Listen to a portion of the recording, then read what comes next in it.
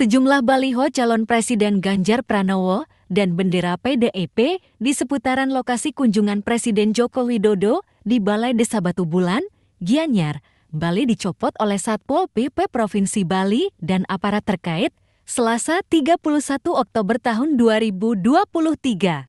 Ketua fraksi PDIP DPRD Gianyar Ketut Sudarsana membenarkan bahwa baliho Ganjar Pranowo dan bendera PDIP di seputar lokasi kunjungan Jokowi dikopot.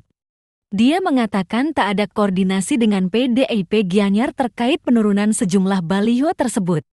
Dikatakannya, di mana sebelumnya sejumlah baliho tersebut telah dipasang sekitar 3 hari sebelumnya. Menurutnya, sejumlah baliho yang telah dipasang itu sebelumnya tak memiliki tujuan lain.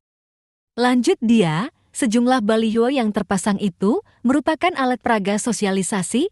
Baliho tersebut dipasang untuk memperkenalkan calon dan partai PDIP. Meski telah diturunkan oleh petugas, namun pihaknya mengaku bahwa nantinya sejumlah baliho itu akan kembali dipasang di lokasi yang sama. Sementara itu, Kasubag Humas Polres Gianyar Ibtu Nyaman Tantra menegaskan baliho yang diturunkan petugas gabungan tak hanya dari PDIP saja.